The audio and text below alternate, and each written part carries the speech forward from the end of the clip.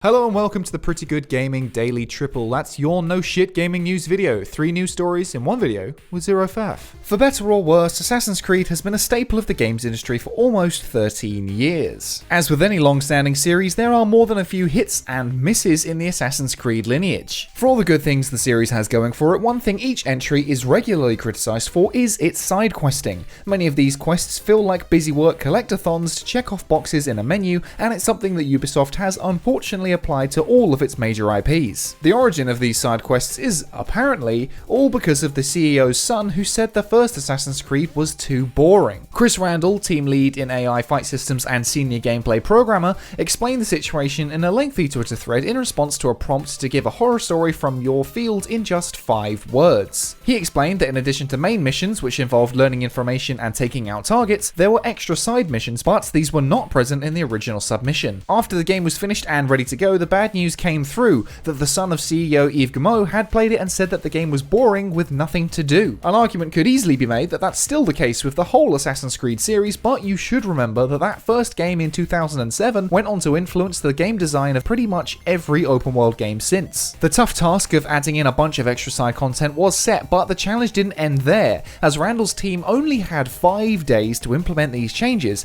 which Randall said led to the craziest 5 days of my life. Crunch is a hot topic in the games industry these days, but it's definitely been happening for a long time in one form or another, though Randall does emphasize that this whole process was voluntary on the part of all devs involved. After a plan was formulated by Patrice Désilets, director of the first 2 Assassin's Creed games, Randall and 4 or 5 other devs moved into Ubisoft Montreal's main conference building and got to work. These additions seemingly included the tough Templars who were found tucked away in each map, and collectible flags which were just repurposed art assets. Randall explained that those 5 days were a total blur, but ultimately they were successful in their mission and the game went on to get an 81 on Metacritic. The formula was improved as the series went on, but ultimately led to the oversaturation that we currently feel today. However, it's funny to look back and see that one of the most contentious features of modern open world video games, that they're just full of filler, came from the mind of a bored child. Randall does highlight that the story of it coming from a child may not be entirely factual since it's just what he heard, but it sounds exactly like something a CEO would do to me. What do you think? Are you glad that this kid spoke up and caused all this extra stuff to be added? Or is it all just filler that resulted in the overstuffed games that exist today? In other Assassin's Creed news, more details of the upcoming Viking romp through the kingdoms of England are starting to make their way to gamers' ears after the disappointment that was the so-called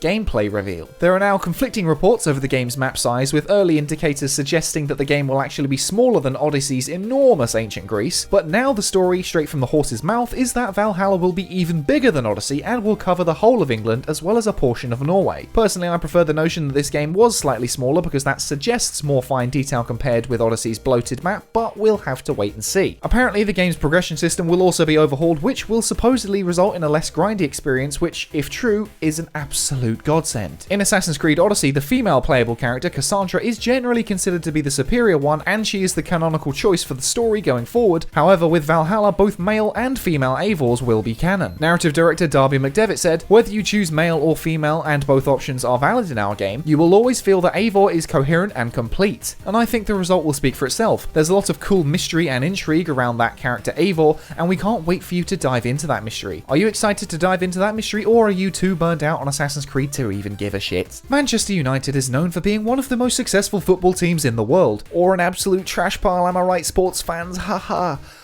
Oh, fuck, football is dull.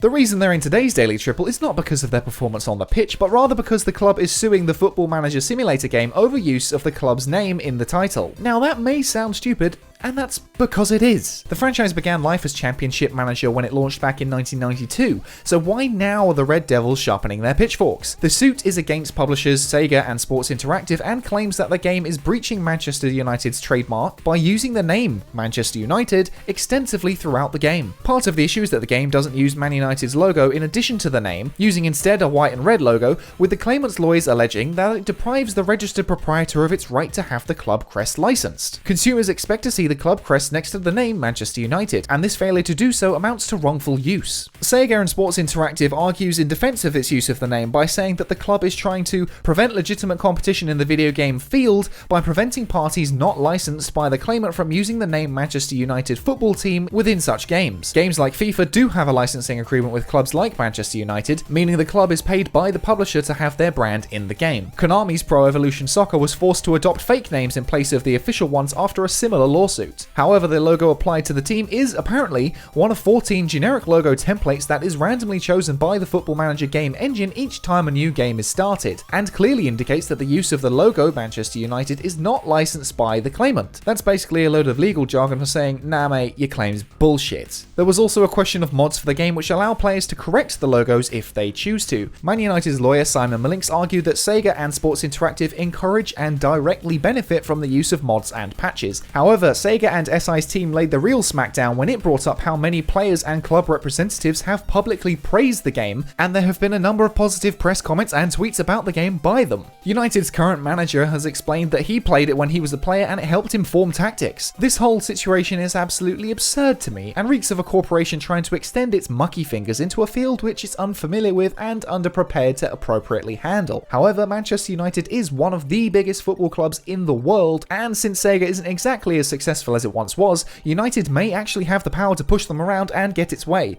But what do you think? Is this just lawyers trying to squeeze out an extra few pennies? Does Manchester United actually have a legitimate case that could force Sega to buckle? Or are you like me and really couldn't care less about football, but you're just loving how stupid all this drama is? Animal Crossing has probably been the biggest hit of this garbage year so far, and we're nearly halfway through it. The game continues its reign at the top of the charts, with newcomers Maneater and Saints Row the Third Remastered debuting at number 6 and number 7 respectively. On a side note, where the hell did that Saints Row remaster come from? Animal Crossing is now the top Nintendo Switch game in terms of lifetime digital sales and digital revenue. It sold 3.6 million units in April alone, which was 27% lower than its launch month of March, but it's still the highest selling console game digitally as it beat out heavy hitters like Final Fantasy VII Remake's 2.2 million digital units. Nintendo currently have titles all over the charts this week, with Mario Kart 8 taking the number 2 spot, up from number 9, and Luigi's Mansion at number 10, however this is down from number 7. Also, the Switch version of Minecraft rose from 11 to 8, which is another win for Nintendo. The game is beating out other consistent chart toppers like FIFA 20 and Call of Duty Modern Warfare, but it will be interesting to see how well it retains its title when future major releases come out like The Last of Us Part 2, Ghost of Tsushima, or